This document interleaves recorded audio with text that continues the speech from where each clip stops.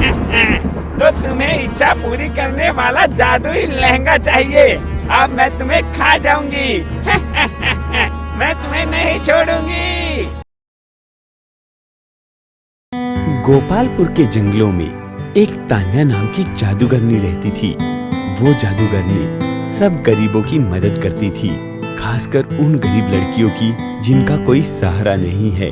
अगर उन्हें कोई छेड़ता तो वो उनसे उनका पीछा छुड़वा देती, या किसी को पैसों की कमी होती तो बिना बताए उसके वहाँ पर पैसों का इंतजाम कर देती थी। इसी प्रकार से तान्या जादूगरनी सभी की निस्वार्थ भावना से मदद करती थी। एक दिन की बात है, तान्या ने अपनी पूरी जादू की ताकत को लगाकर एक सुंदर सा लहंगा बनाया। ये जादुई लहंगा था जो किसी की भी इच्छा पूरी कर सकता था। पर तान्या जानती थी कि ये लहंगा इस तरीके से किसी जरूरतमंद के पास नहीं जाएगा। इसलिए तान्या ने उस लहंगे को गंदा सा और फटा हुआ कर दिया और उसके बाद उसे कूड़े के ढेर के पास में डालकर आ गई। तभी वहाँ पर मीना नाम की एक भिखारन जा रही थी, जिसके कपड़े बुरी तरीके से फटे हुए थे। वो कूड़े से खाना बुनकर खाती थी, क्योंकि वो इतनी गरीब थी कि उसके पास 2 टाइम के खाने के पैसे भी नहीं थे। तभी मीना ने देखा कि वहाँ पर एक लहंगा पड़ा हुआ है। अरे वाह, लहंगा बेशक फटा हुआ है, लेकिन बहुत अच्छा है। मेरे इन कपड़ों से तो बहुत ही अच्छा है और मेरी लहंगा पहनने की ख्वाहिश भी पूरी हो जाएगी, इसलिए इसको मैं ले जाती हूँ। ऐसा कहकर मीना उस लहंगे को उठाकर ले जाती है और उसे अच्छे से धोकर और सीलकर पहन लेती है। जैसे ही मीना उस लहंगे को पहनती है तो वो लहंगा अपने असली रूप में आ जाता है, जो बिल्कुल सुंदर और चमकदार था। ये देखकर मीना हैरान रह जाती है। अरे ये क्या? ये तो बिल्कुल ही बदल गया।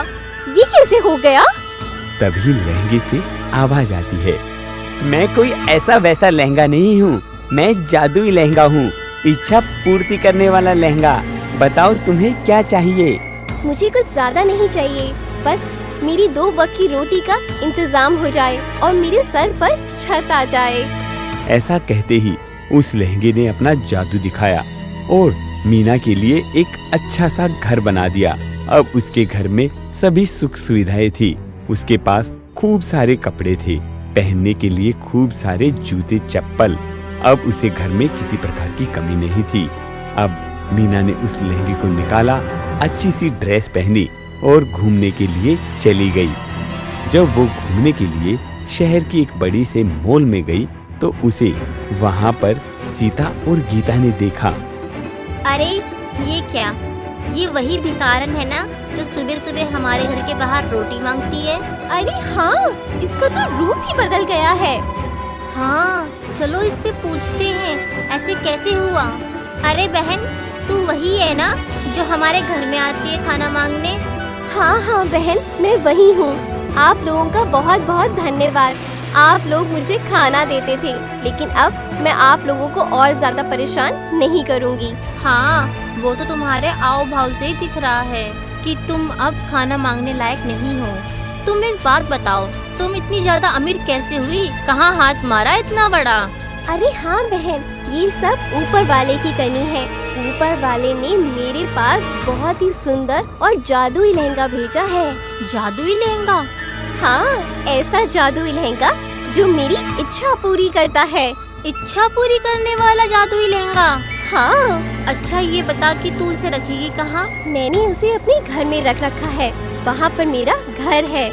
ये बातें सुनकर सीता और गीता दोनों उससे जलने लग जाती है और प्लान बनाती है कि रात में जाकर उस जादुई लहंगे को उठा लाएंगी। जब तान्या सो जाती है तो सीता और गीता उसके घर में जाती हैं।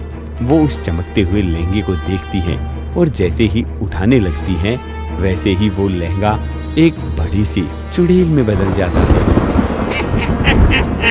तो तुम्हें इच्छा पूरी करने वाला जादुई लहंगा चाहिए। अब मैं तुम्हें खा जाऊंगी। मैं तुम्हें नहीं छोड़ूंगी। ऐसा कहते हुए सीता और गीता दोनों तान्या के घर से भाग जाती हैं। तभी वहाँ पर तान्या आ जाती है। अरे यहाँ पर इतना शोर क्यों हो रहा है? क्या हुआ जादुई लहंगे? यहाँ पर इतना शोर क्यों मचा हुआ है? अरे कोई 2 लड़कियां मुझे चुराने आई थी, मैंने चुड़ैल बनकर उन्हें भगा दिया है। अब तुम चिंता मत करो, वो जीवन में कभी तुम्हारे घर नहीं आएंगी। तुमने बहुत अच्छा किया जादुई लहंगे। अब हम कल से मुझ जैसी बहुत सारी जरूरतमंद लड़कियों की कमियों को पूरा करेंगे। ऐसा कहते हुए तान्या उस जादुई लहंगे को दोबारा से अलमारी में रख देती है।